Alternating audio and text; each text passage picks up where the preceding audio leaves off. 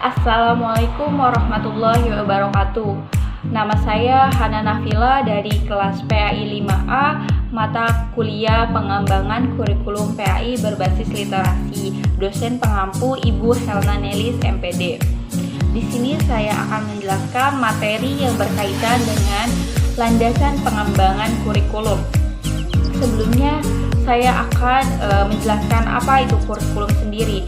Kurikulum menurut Zakia Derajat adalah suatu program yang direncanakan dalam bidang pendidikan dan dilaksanakan untuk mencapai sejumlah tujuan-tujuan pendidikan tertentu.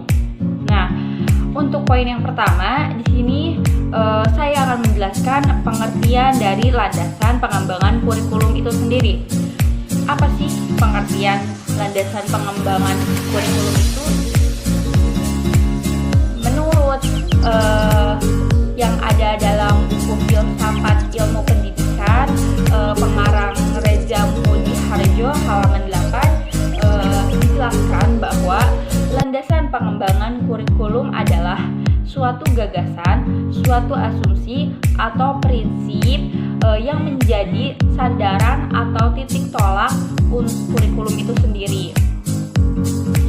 Nah, dari pengertian tersebut, maka landasan pengembangan kurikulum itu adalah sandaran atau gagasan untuk menjadi tolak ukur dalam melakukan kegiatan pengembangan kurikulum sendiri. Dalam landasan pengembangan kurikulum terdapat 5 macam landasan. Yang pertama, landasan filosofis. Yang kedua yaitu landasan psikologis. Yang ketiga, landasan sosiologis. Yang keempat, landasan iptek. Yang kelima, landasan organisator. Pertama yaitu landasan filosofis. Landasan filosofis itu menurut saya adalah adalah suatu pandangan. Nah, dalam buku pembinaan pengembangan kurikulum di sekolah, pengarang Nana Sujana, halaman 10 dikatakan bahwa landasan filosofis yang dimaksudkan bagaimana pentingnya keberadaan filsafat dalam mengembangkan kurikulum lembaga pendidikan. Pandangan-pandangan filsafat sangat dibutuhkan dalam pendidikan, terutama dalam menentukan arah dan tujuan pendidikan. Nah, filsafat akan menentukan arah kemana peserta didik akan dibawa. Untuk itu, harus adanya kejelasan tentang pandangan hidup manusia dan tentang hidup dan eksistensinya. Hal tersebut sesuai dalam buku Ilmu Pendidikan karangan Abu Ahmadi halaman 133-135. Nah, dalam pengembangan kurikulum membutuhkan filsafat sebagai acuan atau landasan berpikir. Kajian-kajian filosofis tentang kurikulum akan berupaya menjawab permasalahan-permasalahan sekitar. Misalnya yang pertama yaitu bagaimana sih seharusnya tujuan pendidikan itu dirumuskan. Yang kedua, isi atau materi yang seperti apa yang seharusnya disajikan kepada siswa. Yang ketiga, metode pendidikan apa yang seharusnya digunakan untuk mencapai tujuan pendidikan tersebut. Yang keempat, bagaimana peranan yang seharusnya dilakukan pendidik dan peserta didik. Hal tersebut sesuai dengan yang ada di buku Filsafat Ilmu Pendidikan karangan Raja Mudi Harjo halaman 3-8. Landasan yang kedua yaitu landasan psikologis. Nah, kontribusi psikologis terhadap studi kurikulum memiliki 2 hal. Pertama, model konseptual dan informasi akan membantu perencanaan pendidikan. Kedua, berisikan metodologi yang dapat diadaptasi untuk penelitian pendidikan.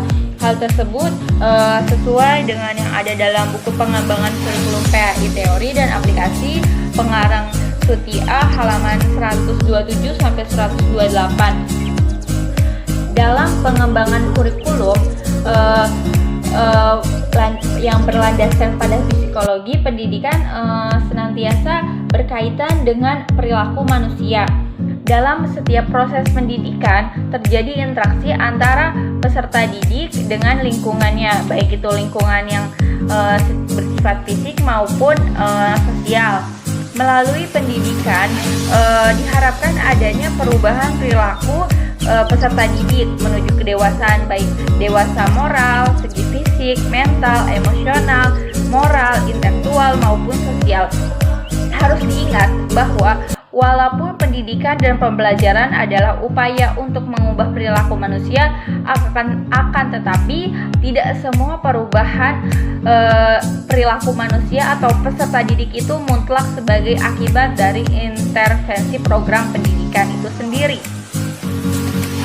Selanjutnya yang ketiga yaitu landasan sosiologis.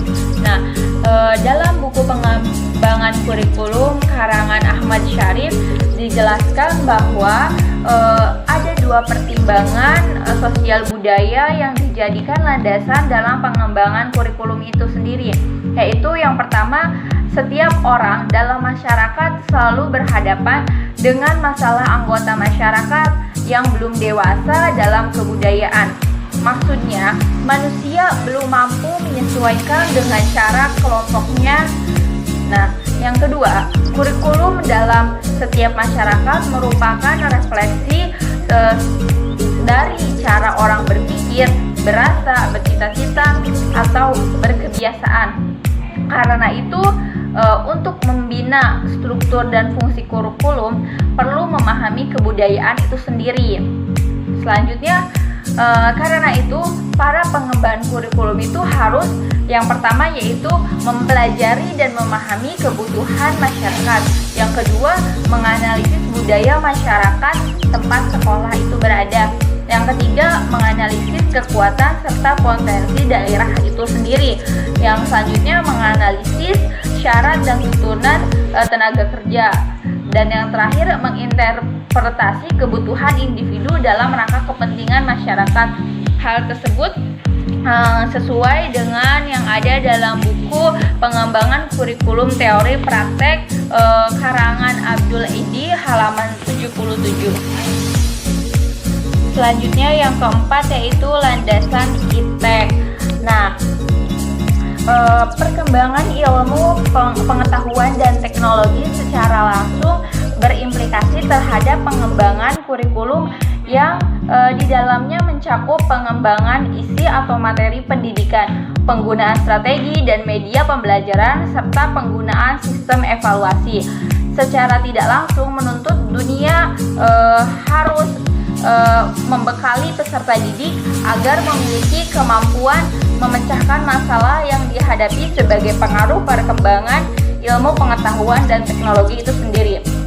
Nah, selain itu, perkembangan ilmu pengetahuan dan teknologi juga dimanfaatkan untuk memecahkan masalah pendidikan. Nah, Hidayat halaman 47 mengatakan baik secara langsung atau tidak langsung perkembangan ilmu pengetahuan dan teknologi berpengaruh terhadap pendidikan. Nah, perkembangan teknologi industri yang mempunyai hubungan timbal balik dengan pendidikan.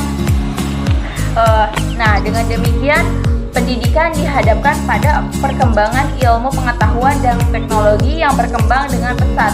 Oleh karena itu, agar kurikulum dapat bertahan kuat, maka pengembangannya harus didasarkan pada ilmu pengetahuan dan teknologi yang lebih kuat pula.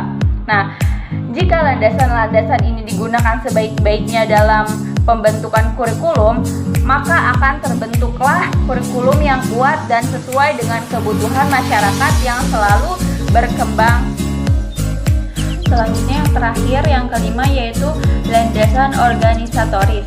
Nah, landasan organisatoris ialah sebagai suatu gagasan, suatu asumsi atau prinsip yang berkenaan dengan organisasi-organisasi bahan pelajaran yang disajikan, atau ringkasan singkatnya ialah yaitu landasan organisatoris, yaitu mengenai bentuk penyajian bahan pelajaran, yakni organisasi kurikulum. Nah, jadi bagaimana bahan pelajaran akan disajikan? Apakah dalam bentuk mata pelajaran yang terpisah-pisah atau bidang studi seperti yang dilaksanakan di Indonesia, ataukah diusahakan adanya hubungan antara pelajaran yang diberikan dengan penghapusan segala batas-batas mata pelajaran dalam bentuk kurikulum yang terpadu. Mungkin cukup sekian yang dapat saya sampaikan. Kurang lebihnya mohon maaf. Wabillahi taufiq wa hidayah. Wassalamualaikum warahmatullahi wabarakatuh.